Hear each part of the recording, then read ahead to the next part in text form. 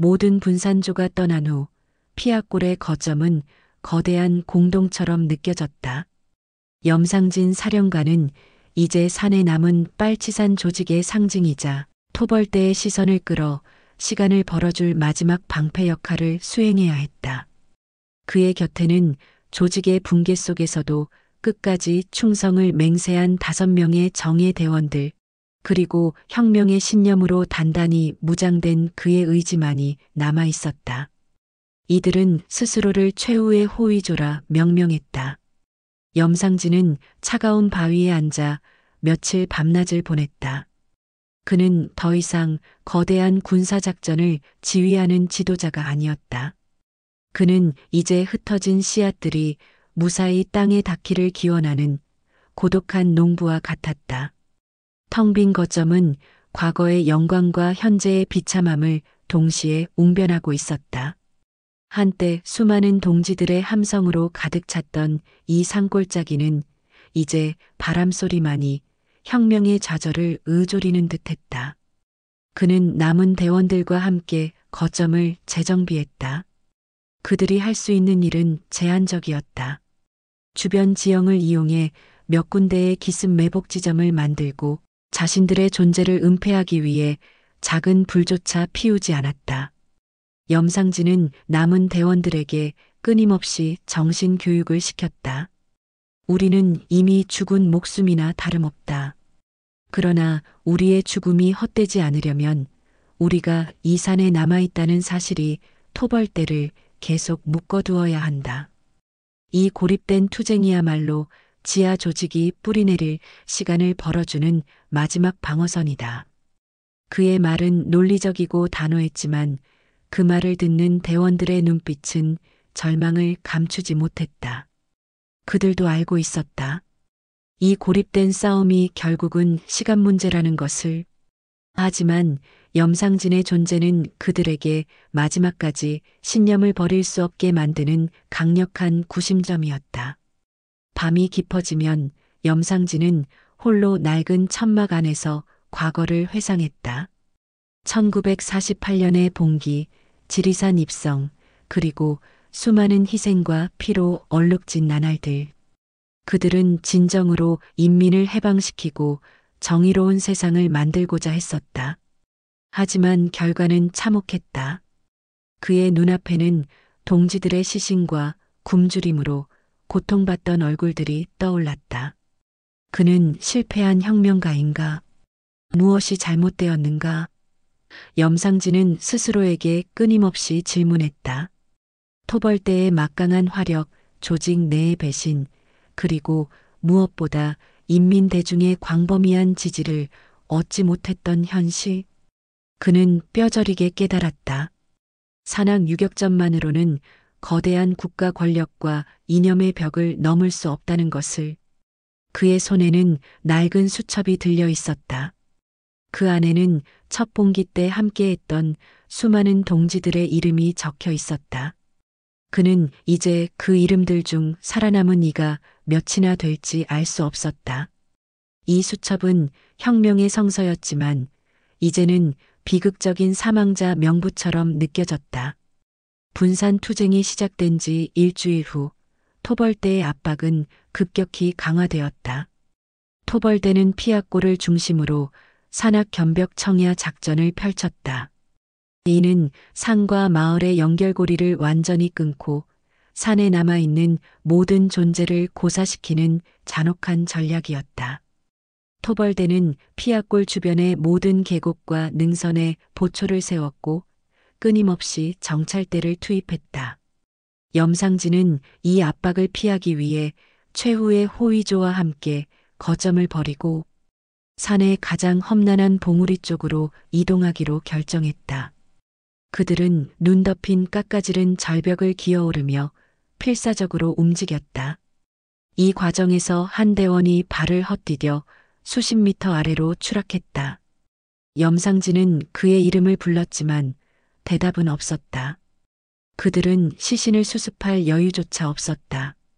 그 대원의 희생은 염상진의 마음속에 또 하나의 깊은 상처를 남겼다. 최후의 은신처에 도착한 염상진은 남은 3명의 대원들에게 마지막 명령을 내렸다. 나를 제외한 너희 3명은 오늘 밤 남쪽으로 내려가라. 나의 마지막 연락책을 찾아라. 내가 살아남는다면 그곳에서 너희를 다시 만날 것이다. 이것은 명령이자 나의 마지막 희망이다. 그는 그들의 생존 가능성을 높이기 위해 자신마저 버리는 고독한 결정을 내렸다. 2명은 순종적으로 명령에 따랐으나 가장 충직했던 부관 1명은 눈물을 흘리며 염상진의 바짓가랑이를 붙잡았다. 수령 동지, 저는 동지를 버릴 수 없습니다. 저는 동지의 그림자가 되겠습니다. 그림자는 산 아래에서 필요하다. 내가 여기에 남아있는 것이 너희들이 살 수 있는 유일한 길이다. 가서 살아라. 이것이 나의 마지막 명령이다. 결국 그 부관은 눈물을 머금고 산 아래로 향했다. 염상진은 이제 단 1명의 대원만을 곁에 두고 홀로 남았다. 붕괴하는 사령부의 그림자 아래 그는 마지막 혁명의 불씨를 지키는 파수꾼이 되었다. 그의 마지막 임무는 토벌대가 자신을 잡을 때까지 버티는 것, 그리하여 흩어진 동지들이 지하 조직에 안착할 귀중한 시간을 벌어주는 것이었다. 그는 낡은 권총을 단단히 쥐었다. 탄창에는 마지막 한 발만이 남아 있었다. 그 한 발은 토벌대가 아닌 혁명가의 명예를 지키기 위한 최후의 선택이었다. 지리산의 차가운 봉우리는 염상진이라는 거대한 혁명가의 마지막 고독과 비장한 의지를 묵묵히 품고 있었다. 이제 그를 향한 토벌대의 끈질긴 추격이 시작될 것이었다. 그는 마지막 전투를 준비하고 있었다. 피아골의 거점이 텅 빈 채 발견되었을 때 토벌대 지휘부는 승리와 함께 깊은 불안감을 느꼈다. 빨치산들이 대규모 유격전을 포기하고 분산 투쟁을 개시했다는 것은 산에서 이들을 완전히 소탕하는 것이 거의 불가능해졌음을 의미했기 때문이다. 그러나 사령관 계급의 지휘관은 산에 남아있는 마지막 수뇌부, 특히 염상진을 잡는 것이 이 투쟁의 종지부라며 끈질긴 추격을 명령했다. 토벌대는 첨단 군사 기술과 잔인한 산악 견벽 청야 작전을 결합하여 지리산 전체를 거대한 덫으로 만들었다. 토벌대 사령관은 냉철하고 비정한 전략가였다. 그는 빨치산들이 굶주림과 고립으로 인해 스스로 무너질 때까지 기다리는 대신 선제적으로 이들의 생존 기반을 파괴하기로 했다. 지리산의 모든 출입로와 주요 계곡에 삼엄한 보초선을 설치했다. 특히 빨치산들이 식량과 의약품을 구할 가능성이 있는 모든 산촌 마을을 철저히 통제하고 감시했다. 마을 주민들은 조금이라도 수상한 움직임을 보이면 즉시 처벌받았으며 이는 빨치산과 민중의 연결고리를 완전히 끊는 잔혹한 벽이 되었다. 토벌대는 생포한 빨치산이나 전향자들을 활용하여 거짓 정보를 흘려보냈다. 분산 투쟁 중인 대원들을 유인하기 위해 안전한 접선지가 있다는 소문을 퍼뜨리거나 과거 동지들의 암호를 이용해 접근했다. 이는 빨치산 내부의 의심과 불신을 극대화시키는 심리전이었다. 토벌대는 미국에서 훈련받은 특수 산악 추격대를 투입했다. 이들은 체계적인 추적 기술과 무전을 갖추고 있었으며 빨치산들이 남긴 미세한 발자국, 나뭇가지의 꺾임, 혹은 아주 희미한 모닥불의 냄새까지 추적해냈다. 그들의 움직임은 조용하고 신속했으며 지리산의 짐승조차 두려워할 정도였다. 분산 투쟁에 나선 빨치산들에게 가장 치명적인 것은 통신의 단절이었다. 염상진이 마지막으로 남긴 지하 조직 연락망은 이미 토벌대의 정보전에 의해 상당 부분 와해된 상태였다. 토벌대는 주요 연락책들을 체포하거나 살해하고 그 자리에 자신들의 첩자를 심어 놓았다. 북쪽으로 향하던 한분산조는 토벌대의 함정에 걸려들었다. 그들은 낡은 암호를 사용해 접선지에 도착했지만 그들을 맞이한 것은 따뜻한 도움의 손길이 아니라 매복하고 있던 토벌대였다. 총격전 끝에 조원 전원이 사살되거나 생포되었다. 이 소식은 산을 넘고 넘어 다른 분산조들에게 퍼져나갔고 그들에게는 더 이상 그 누구도 믿을 수 없다는 절망적인 메시지로 다가왔다. 손승우와 헤어진 박두병, 조 역시 통신망의 붕괴를 직접 경험했다. 그들이 가까스로 도착한 은신처는 이미 토벌대에 의해 불타버린 상태였고 그들의 연락책은 잔인하게 살해되어 있었다. 그들은 허무하게 무너진 희망 앞에서 망연자실했다. 혁명의 불씨를 지켜야 한다는 사명감은 이제 막연한 생존 본능과 뒤섞여 혼란을 가중시켰다. 토벌대의 모든 노력은 염상진을 향하고 있었다. 지휘부는 염상진이 결코 산을 떠나지 않고 최후까지 버틸 것이라고 확신했다. 토벌대는 피아골을 중심으로 반경 10km 이내의 모든 봉우리와 동굴을 샅샅이 뒤졌다. 어느 날 토벌대 정찰조는 염상진이 마지막으로 버리고 간 거점 근처에서 발자국 하나를 발견했다. 이 발자국은 일반적인 빨치산의 발자국과는 달랐다. 며칠 동안 굶주림과 피로에 시달렸음에도 불구하고 그 걸음걸이에는 미묘한 권위와 훈련된 움직임이 남아 있었다. 토벌대 지휘관은 이 발자국이 염상진의 것임을 직감했다. 그는 고독한 짐승처럼 굴고 있다. 하지만 짐승은 먹이를 위해 움직인다. 모든 것을 봉쇄해라. 그가 움직이는 순간 우리의 덫에 걸려들게 될 것이다. 토벌대는 염상진이 마지막으로 생존할 수 있는 은신처를 예측했다. 가장 험준하고 인적이 드문 봉우리, 그리고 그곳으로 연결되는 유일한 수원지를 봉쇄했다. 그들은 기다렸다.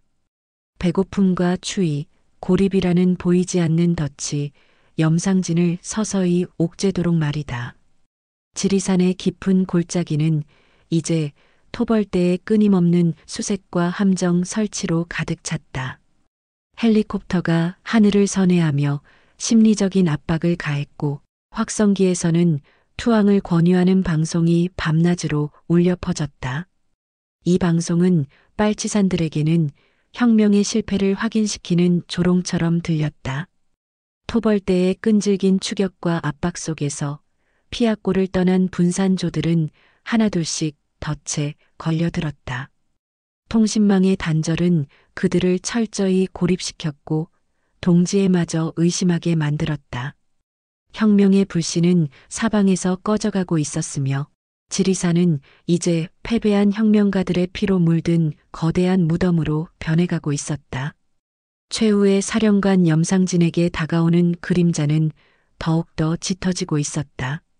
최후의 호위조가 떠난 후 염상진 사령관은 지리산의 가장 높고 험준한 봉우리 중 한 곳에 홀로 남겨졌다. 그의 마지막 거점은 인간의 발길이 닿기 힘든 절벽 아래의 작은 동굴이었다. 이곳은 천혜의 은신처였지만 동시에 세상으로부터 완전히 격리된 차가운 광과 같았다. 그는 이제 굶주림, 추위, 그리고 무엇보다 거대한 고독과 싸워야 하는 혁명가의 최종 시험대에 서 있었다. 봉우리의 공기는 희박했고 한겨울의 추위는 염상진의 뼈 깊숙이 파고들었다. 그는 며칠 동안 입에 아무것도 대지 못했다. 남은 식량이라곤 끓여 먹기도 어려운 나무 껍질 조각과 약간의 약초뿐이었다. 굶주림은 이제 고통을 넘어선 해탈의 경지로 접어들었다. 그의 육신은 마치 불필요한 껍데기처럼 느껴졌고 정신만이 앙상하게 깨어 있었다. 염상진은 동굴 입구에 앉아 먼 산 아래를 내려다보았다. 산 아래 마을에는 희미하게 불빛이 보였다. 그 불빛은 평화롭고 따뜻한 삶의 상징이었으며 동시에 자신이 도달할 수 없는 영원한 이방인의 세계였다. 그는 자신이 이 산에 갇혀버린 맹수처럼 느껴졌다. 사슬은 없었지만 토벌대의 촘촘한 포위망과 극한의 자연환경이 그를 완벽하게 가두고 있었다. 고독은 염상진에게 강렬한 내면 성찰의 시간을 주었다. 그는 자신의 삶 전체를 혁명에 바쳤다. 가족, 안락함, 생존의 본능까지 모두 희생했다. 이제 그 혁명의 결과는 처참한 패배였다. 그는 자신이 수많은 동지들을 죽음으로 이끈 실패한 지도자라는 냉혹한 현실을 외면할 수 없었다. 나는 그들을 구원하려 했으나 결국 파멸로 이끌었구나. 이 고통스러운 자각은 그를 무너뜨릴 수도 있었지만 오히려 그의 신념을 더욱 단단하게 만들었다.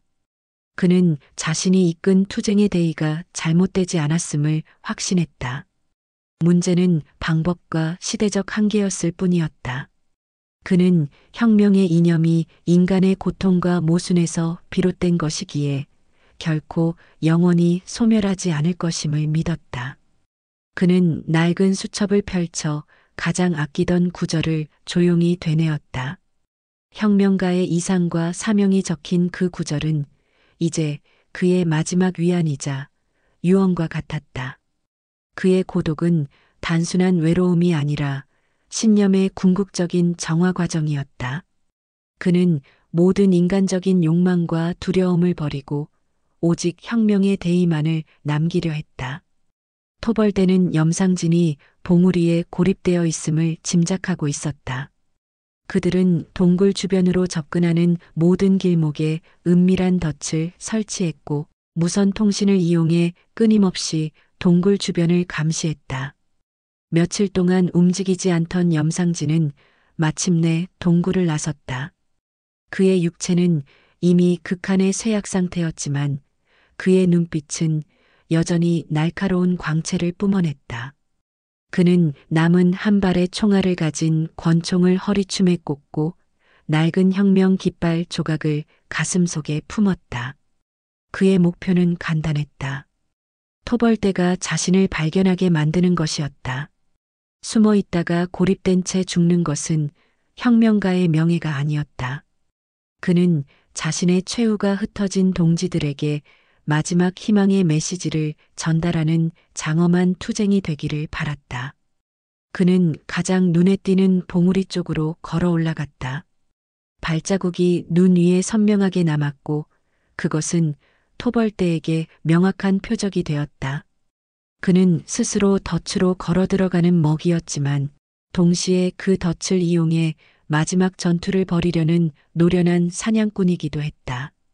염상진은 봉우리의 가장 높은 바위에 도착했다. 차가운 바람이 그의 앙상한 몸을 후려쳤지만 그는 미동도 하지 않았다.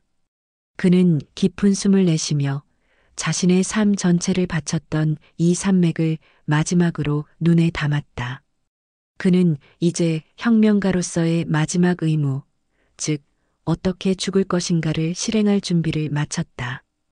그의 죽음은 토벌대에 의한 비참한 사살이 아니라 스스로 선택한 명예로운 종말이어야 했다. 그래야만 그의 투쟁이 미화되지 않고 동지들에게 영원한 신념의 상징으로 남을 수 있었다. 그는 봉우리 아래에서 미세한 움직임을 감지했다. 토벌대가 접근하고 있었다. 그들의 발소리가 점점 커졌고 무전기의 잡음이 희미하게 들려왔다.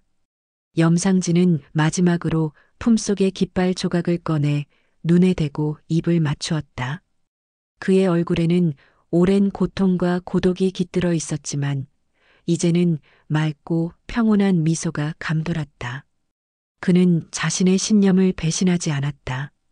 그것이 그에게는 최후의 승리였다.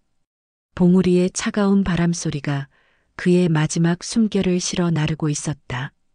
염상진은 마지막 한 발을 자신을 향해 겨누거나 혹은 토벌대에게 혁명가의 위엄을 보여줄 순간을 기다리며 봉우리의 고독 속에서 역사적인 최후의 순간을 맞이할 준비를 마쳤다. 그의 존재는 이제 지리산의 영원한 전설이 될 것이었다. 염상진과의 이별 후 홀로 남겨진 손승호는 굶주림과 피로를 억누르며 지리산의 험난한 사면을 내려오고 있었다. 그의 움직임은 이제 유격전의 전사라기보다는 끈질기게 생존을 갈망하는 야생동물에 가까웠다. 그의 목표는 단 하나, 염상진이 마지막으로 일러준 광주 외곽의 지하 조직 연락책을 찾는 것이었다. 며칠 밤낮을 걸어 마침내 산을 벗어난 손승호가 처음 마주한 것은 그가 떠났던 몇 년 전과 완전히 달라진 산 아래의 세상이었다. 농가 밭은 징발당한 듯 황폐했고 마을 전체가 무거운 침묵과 공포에 짓눌려 있었다. 토벌대가 설치한 바리케이드와 검문소는 산과 마을을 완전히 분리시키고 있었다. 손승호는 낡은 작업복으로 갈아입고 산에서 내려오기 전 지저분하게 깎은 수염과 머리로 최대한 자신의 정체를 감추려 애썼다. 그러나 산에서 수년간 훈련된 그의 눈빛과 걸음걸이는 아무리 위장해도 완전히 숨길 수 없는 이질적인 존재감을 풍겼다. 그는 한 작은 주막 근처에서 며칠 동안 주변을 정찰했다. 주민들의 눈빛은 경계심으로 가득 차 있었고 낯선 사람에게 말 한마디 건네기를 두려워했다. 과거 빨치산을 지지했던 몇몇 마을 사람들은 이미 숙청당했거나 감시받고 있었다. 손승호는 이 세상이 더 이상 인민의 바다가 아님을 뼈저리게 느꼈다. 그가 투쟁했던 이념의 기반은 거대한 공포와 감시망에 의해 산산이 부서져 있었다. 염상진이 준 쪽지에는 낡은 인쇄소와 특정 시간대의 암호가 적혀 있었다. 손승호는 며칠 동안 인쇄소 주변을 배회하며 접선 시간을 기다렸다. 인쇄소 주변에는 토벌대의 첩자로 의심되는 사복 경찰들이 끊임없이 순찰하고 있었다. 약속된 시각, 손승호는 심장이 터질 듯한 긴장감 속에서 인쇄소 문을 두드렸다. 노인이 그를 맞이했다. 나무가 언제 꽃을 피우겠소? 손승호가 암호를 말했다. 노인의 눈빛에는 경계심 대신 당혹감과 공포가 스쳐 지나갔다. 무슨 소리 하는 거요? 난 그런 말 모른다네. 여긴 인쇄소일 뿐이야. 어서 가시오. 노인은 황급히 문을 닫아버렸다. 손승호는 충격에 휩싸였다. 연락책이 배신한 것일까? 아니면 이미 토벌대에 의해 모든 것이 노출된 것일까? 그는 노인의 눈빛에서 진심 어린 공포를 읽었다. 아마도 이 노인은 이미 위협을 당했거나 아니면 새로운 암호 체계가 전달된 것일 수도 있었다. 어찌되었든 첫 번째 접선은 완전히 실패했다. 그는 이제 낡은 쪽지 한 장과 자신의 생존 본능만을 의지해야 했다. 손승호는 도시의 외곽으로 깊숙이 잠입했다. 그는 허름한 판자촌의 구석에 자리를 잡고 일용직 노동자로 위장해 생존을 위한 최소한의 활동을 시작했다.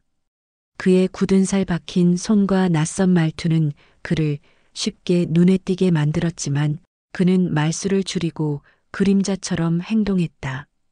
어느 날 그는 우연히 한 노동자 집회에 섞여 들어갔다. 그곳에서 그는 과거 혁명 이념과 유사한 구호를 듣게 되었다. 그러나 그 구호는 훨씬 온건했고 합법적인 틀 안에서 움직이고 있었다.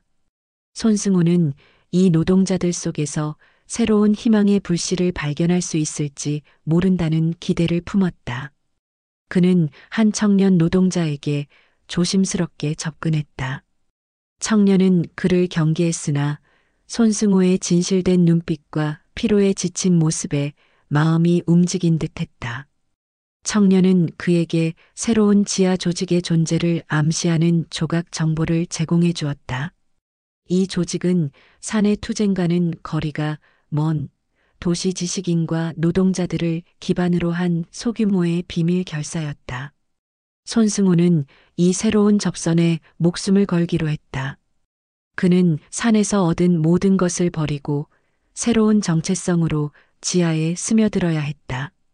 그의 강인함은 이제 총을 쥐는 힘이 아니라 숨을 죽이고 기다리고 끊임없이 위장하는 인내심으로 바뀌어야 했다.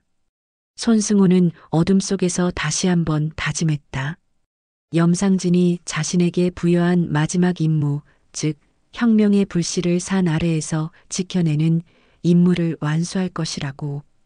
지리산은 이제 그에게 과거의 그림자가 되었고 도시는 새로운 고립된 투쟁의 전장이 되었다.